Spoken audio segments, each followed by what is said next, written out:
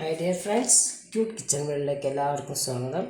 ഇന്ന് ഞാൻ ഒരു മസാല ടീ എങ്ങനെ ഉണ്ടാക്കാം നോക്കാം. അപ്പോൾ എല്ലാവർക്കും എനിക്ക് പനിയും ചുമയ്ക്കാണ്. അപ്പോൾ നമുക്ക് ഈ സീസണിൽ പറ്റിയൊരു ചായയാണ് ഞാൻ ഉണ്ടാക്കാൻ പോകുന്നത്. ഞാനിവിടെ ഒരു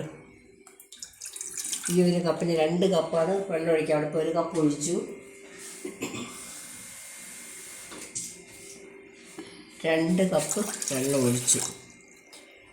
ഇനി നമുക്ക് ഇത് അടപ്പത്തോട്ട് വയ്ക്കാം.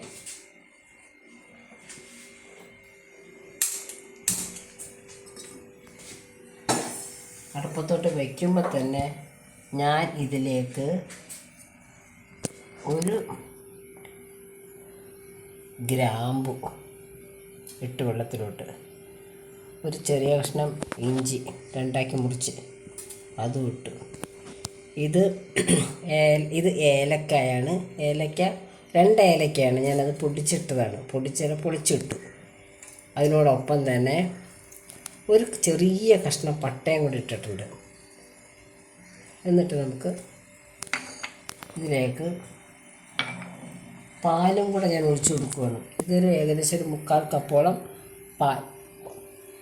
കപ്പോളം പാലുണ്ട്. അതിലിട്ട് ഒഴിക്കുകയാണ്. ഇത് വേണ്ടുന്ന ചായപ്പൊടി കൊണ്ട് ഇട്ട് കൊടുത്തു. നമുക്ക് നമ്മുടെ കടുപ്പം അനുസരിച്ചുള്ള ചായപ്പൊടി.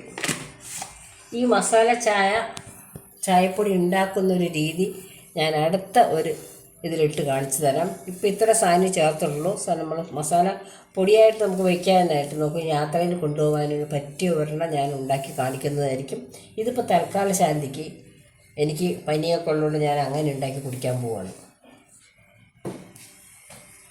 നമ്മുടെ ചൂട് ചായ, അതായത് മസാല ടീ ഇവിടെ റെഡി ആയിട്ടിരിക്കുകയാണ്. എല്ലാവരും ട്രൈ ചെയ്യണം.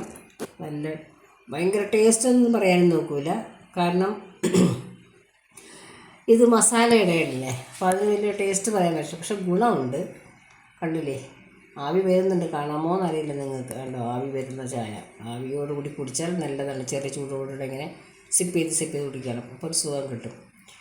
നമ്മുടെ വന്ദേ ഭാരതിൽ കിട്ടുന്ന ചായയുടെ ഏകദേശം ടേസ്റ്റ്. പക്ഷേ അതിൽ കുറച്ചും കൂടെ സംഗതികൾ ഇടണം കേട്ടോ. ഇതിൽ ഞാൻ തൽക്കാലത്തേക്ക് എനിക്ക് കുടിക്കാൻ വേണ്ടി വേഗം ഉണ്ടാക്കിയതാണ്. ഇനി ഇതിൻ്റെ ശരിയായ മിക്സ് ഞാൻ ഉണ്ടാക്കി കാണിക്കുന്നതായിരിക്കും.